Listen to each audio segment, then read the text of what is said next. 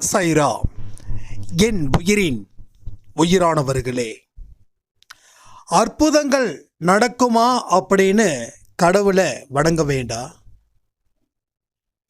எதிர்பார்ப்பு இல்லாம கடவுளை வணங்குங்க. அப்போ அற்புதம் நிச்சயமா திகழும். உங்க வாழ்க்கையில சாயப்பா கைவிட போவதே இல்லை. எத்தனை பேர் உங்களுக்கு தடை செஞ்சாலும் அந்த தடையை எல்லாத்தையும் தாண்டி நீங்க வெற்றி பெறுவீங்க. ஏன்னா சாயப்பா உங்களுடன் இருக்கிறார். உங்க கூட, உங்க மனசுல, நீங்க செய்யக்கூடிய செயல்ல, நீங்க பார்க்குற இடத்துல, எல்லா இடத்துலையும் அவர் இல்லாத இடமே இல்லை.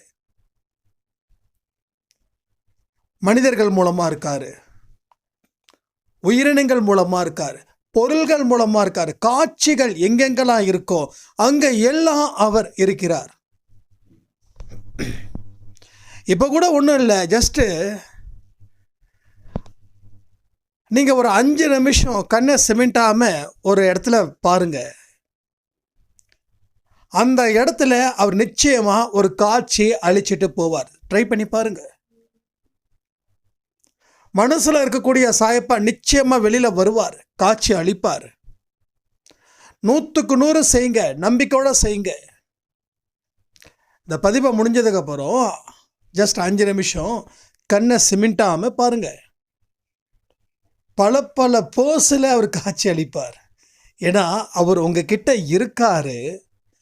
உறுதியான வாழ்க்கையை ஏற்படுத்த உங்களை தயார் செஞ்சுக்கிட்டு இருக்காரு. நீங்கள் சிம்மாசனத்தில் உட்காரணும், கால் மேலே கால் போட்ட ராஜா வாழ்க்கை வாழணும்னு சொல்லி ரொம்ப ரொம்ப தெளிவாக இருக்காரு.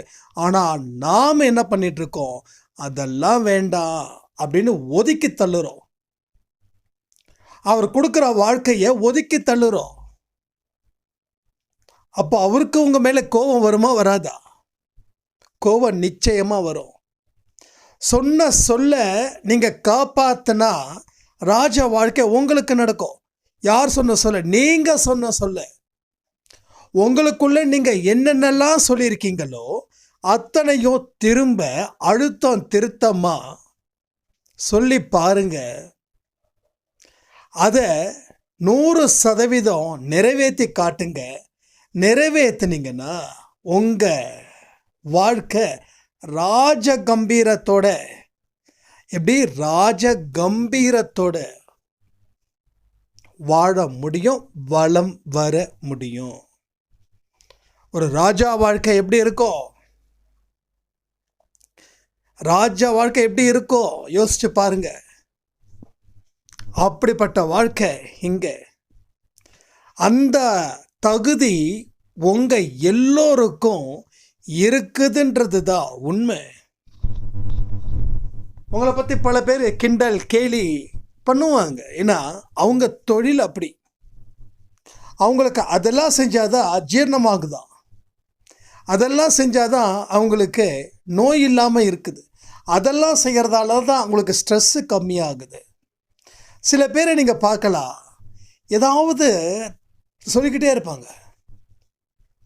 ஏன் தெரியுமா? இப்படி உங்களை அவங்க திட்டுறதால, அவங்க உங்களை இப்படி நடத்துறதால அவங்களோட மன அழுத்தம் குறையுது. அதுக்காக அவங்க செய்கிறாங்க. So that's a treatment. அதுக்கு நான் தான் கிடைச்சேனா அப்படி நீங்கள் கேட்கலாம். அப்போ உங்களுக்கு இங்கே லாபம் இல்லாமல் அவர் நஷ்டத்தை கொடுக்கல கடவுள். யார் என்ன சொன்னாலும் வாங்கிக்கோ, நான் உன் பாவத்தை ரிலீஸ் பண்ணுறேன், உன் பாவத்தை அழிக்கிறேன். எத்தனை நாள் தான் நீ பாவத்தோடு வாழ்ந்துட்டுருப்ப? நீ பாவத்தை வாழ்ந்து என்ன சாதிக்க போகிற? துன்பத்தை தானே அள்ளி அள்ளி கொட்டிக்கிற தலையில் யாராவது நெருப்பை வச்சுக்க முடியுமா?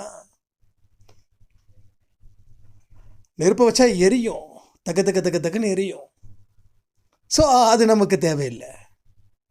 அப்போ பாவத்தை தீர்ப்பதற்கு அவங்களுடைய திட்டுகளும் கேலிகளும் கிண்டல்களும் நமக்கு தேவைப்படுது. உண்மையிலே சொல்கிறேன், அவங்க is better, always is better. So அவங்களோட நாம பெட்டர். ஸோ 2 மடங்கு 3 மடங்கு நாம பெட்டர். இன்றைக்கி காலையில் கூட அன்பே சாயில 12 மணி ஆடியோவில் சொல்லியிருந்தேனே, நம்பிக்கை துரோகம் மறக்காதீங்க, மறக்கவே வேண்டாம்.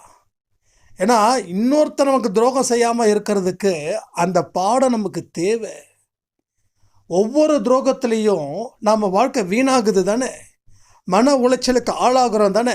அப்போ அந்த துரோகத்தை மறக்காமல் இருந்தாதான் இன்னொரு துரோகம் நமக்கு ஏற்படாமல் இருக்கும்.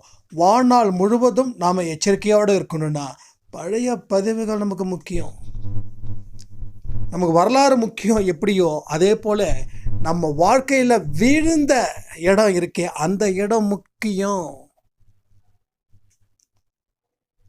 ஸோ இது மாதிரி தான் நம்ம ஒவ்வொரு விஷயத்தையும் நம்ம இங்கே உருவாக்குறோம். செதஞ்சு போனதை உருவாக்குறது தான் சாதனை. இருக்கிறத உருவாக்குறதுல சாதனை கிடையாது, செதஞ்சு போய் நிற்குது. இதை நான் உருவாக்குறேன். நீங்கள் உருவாக்க உங்கள் புகழ், உங்கள் பெருமை எல்லாமே வளர்ச்சி அடையுது. ஸோ நிறைய பேர் என்கிட்ட கேட்குற கேள்வி, அற்புதம் செய்வாரா? செய்ய மாட்டார். என்ன பிரச்சனை? அற்புதம் செய்ய மாட்டார். என்ன மீறி போனால் என்ன பண்ணுவீங்க? கடவுளை வணங்க மாட்டீங்க, அவ்வளோதானே. வணங்காமல் போங்க. வேறு கடவுளை வணங்குவீங்களா? வணங்குங்க.